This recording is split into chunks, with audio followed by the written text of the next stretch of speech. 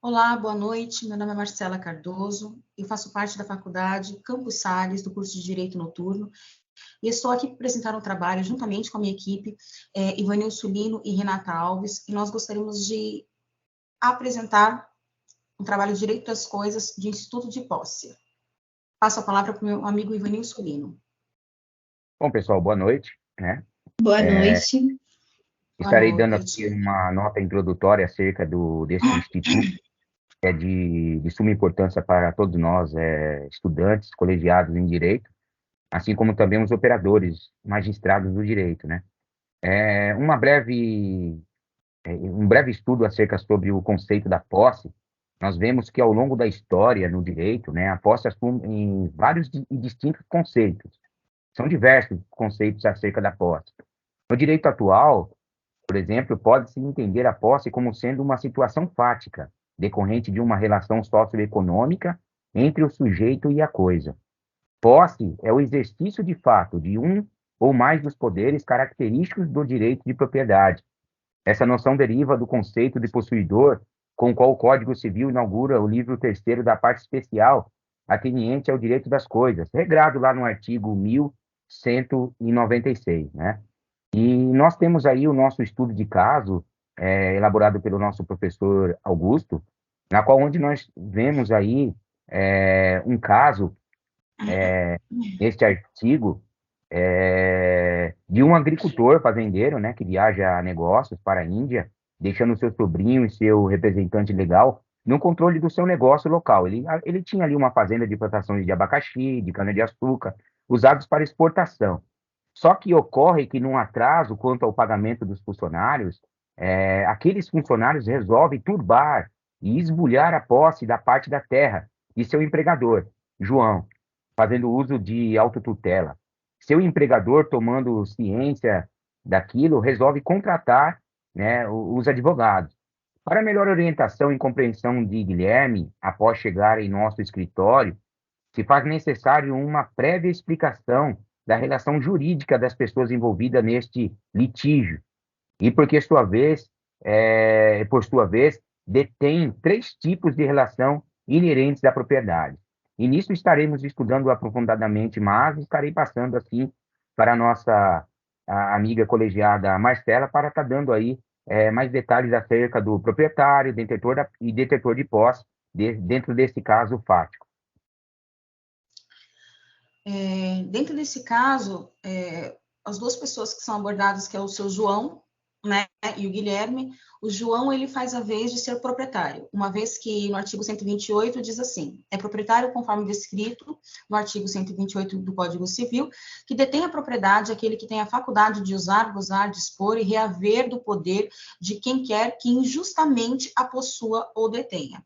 Ou seja, no nosso caso, o João aqui, ele foi a parte que foi lesionada por esses trabalhadores. Por quê? Porque ele detém, ele é o proprietário de posse direta do uso da coisa, tá?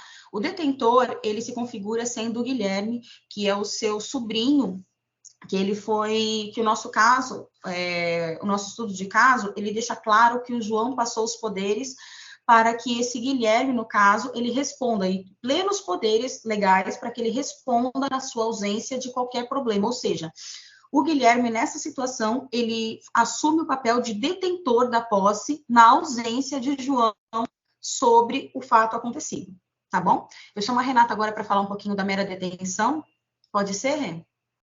Sim. Em seguida, também trago ali sobre a relação ali do Pedro Pascoal e dos demais trabalhadores. Nós pontuamos como mera detenção. Então, o Pedro Pascoal, ele é líder da invasão e os demais funcionários de João, ao turbarem parte das terras, passam a ter a mera detenção do imóvel, pois a forma utilizada não foi mansa e pacífica, como discorre o Código Civil, sendo melhor explicado também ali pelo artigo 1208. Então, não induzem em posse os atos de mera permissão ou tolerância, assim como não autorizam a sua aquisição os atos violentos ou clandestinos, senão depois de cessar a violência ou clandestinidade. Em seguida, a Marcela, passa a palavra para a Marcela para que ela discorra um pouco mais sobre este caso, sobre o estudo do caso. É importante que Guilherme tenha conhecimento de que Pedro e os demais funcionários, ao turbarem até as terras de João, apesar de retratarem que o motivo foi a falta de pagamento de seus salários, não justifica tal comportamento da ação. Né?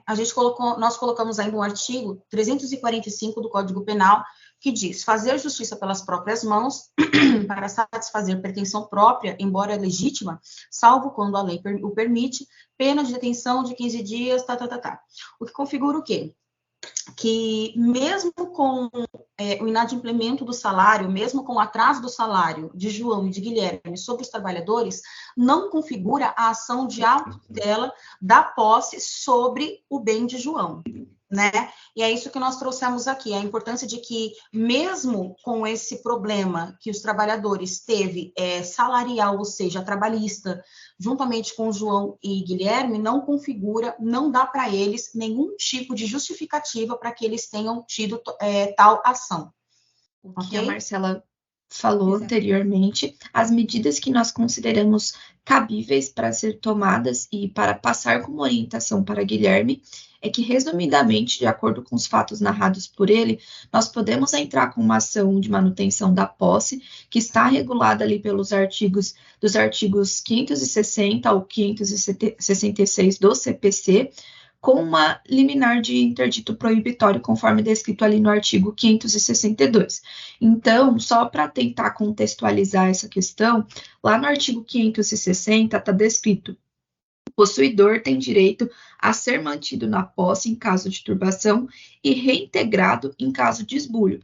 Conforme os fatos narrados, trata-se, né, de uma ação de manutenção da posse, haja vista que os fatos que foram narrados tratam-se de uma turbação. Então, turbação, conforme explicada aí ao longo das aulas, é o evento onde uma ou mais pessoas invadem determinada área e constitui ali para elas, pegam ali para elas uma determinada área, que foi o que aconteceu ali no caso da invasão de João. Então, Pedro, que é o liderado ali, que é o líder, né, dos demais funcionários, eles invadem parte da propriedade de João.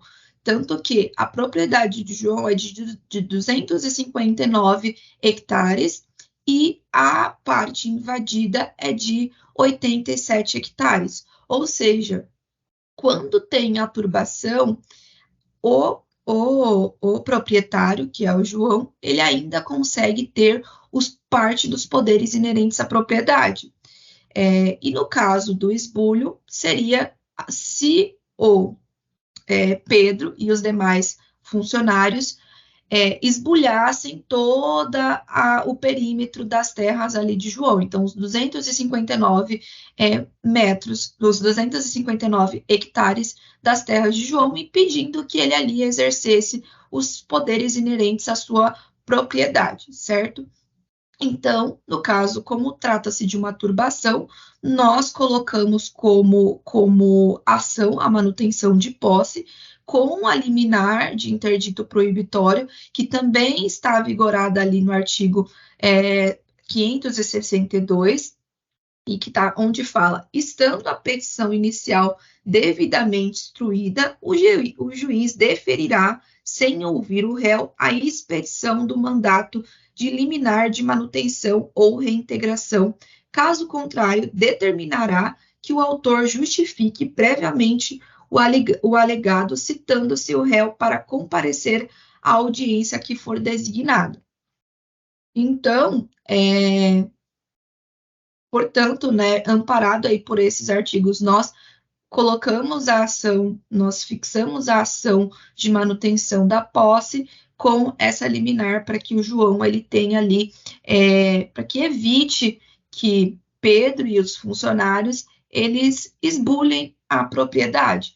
Então, por isso que nós colocamos a ação, esse tipo de ação, e também colocamos com liminar de interdito proibitório. Além disso, de acordo com os fatos narrados, nós também podemos cumular ali com indenização por perdas, danos e lucros cessantes, e explicando ali a questão das perdas, De acordo com o fato narrado, os prejuízos foram em torno de R$ 800 mil, e por mais que Pedro e os demais funcionários ali, eles aleguem que tiveram um custo ali, tiveram um custo ao construir os celeiros e as casas que giravam em torno de R$ 300 mil, ainda assim não se equipara às perdas que João veio a ter. Então, que foi em torno de R$ 800 mil, fora que no fato narrado também está descrito que a área ali que o João tem posse, ela também é utilizada para o cultivo de frutos ali. Então, tanto de cana, quanto também ali de plantas de abacaxi.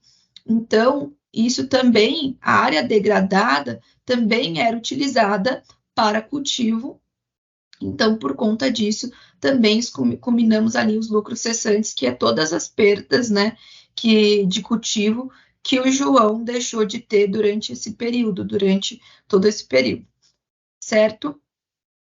Para embasar tudo isso, nós colocamos também o artigo 1210, que fala assim: o possuidor tem direito a ser mantido na posse em caso de turbação, restituído no desbulho e segurado de violência iminente se tiver justo receio de ser molestado.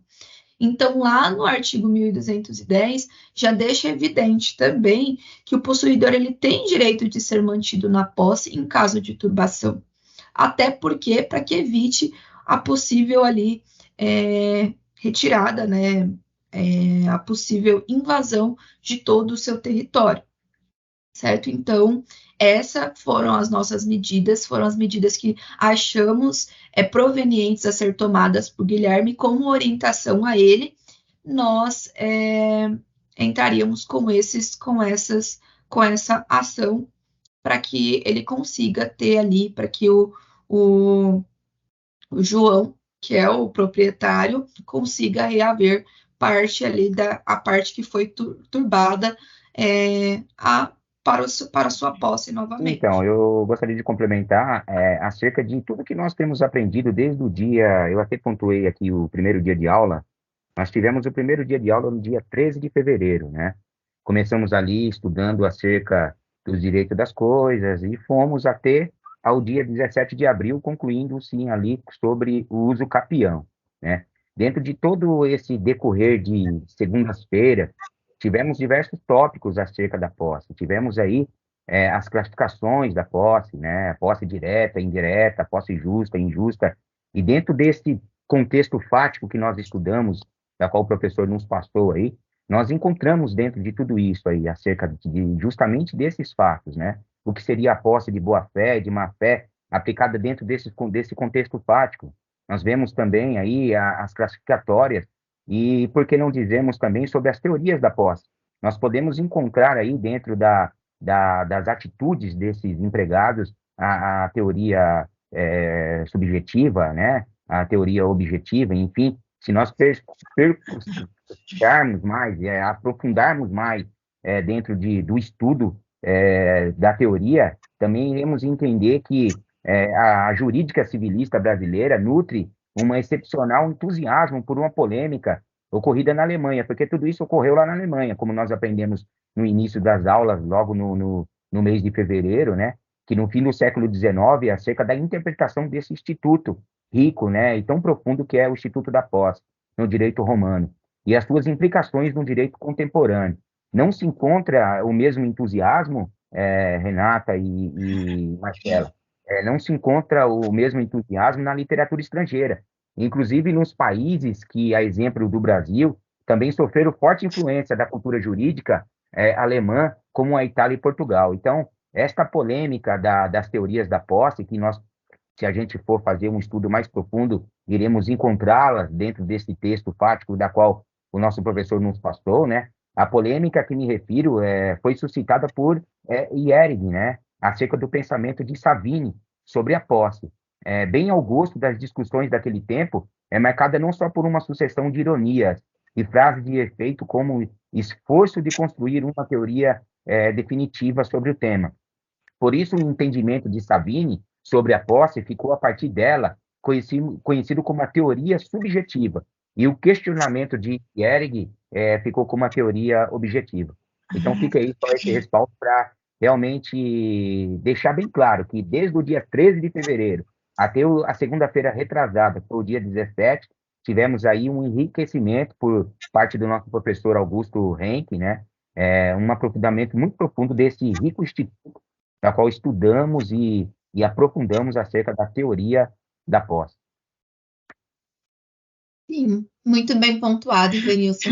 Eu acho que tudo que o professor ele passou, né, todas as matérias que foi passada, foi muito importante para que a gente conseguisse identificar as medidas cabíveis nesse caso. Então,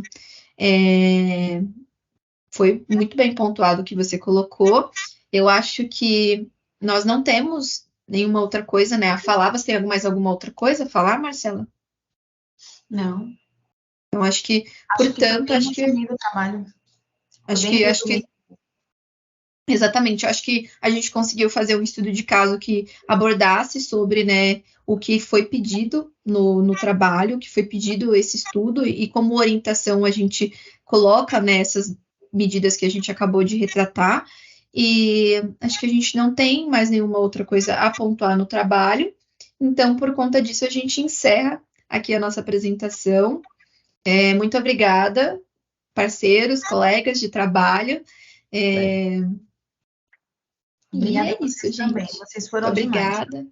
Obrigada, Ivanilson. Obrigada, professor, Marcela. Boa noite. Obrigada, professor. Boa noite pela oportunidade da gente também desenvolver esse trabalho e também desenvolver com este trabalho habilidades que vão ser extremamente importantes aí na nossa carreira,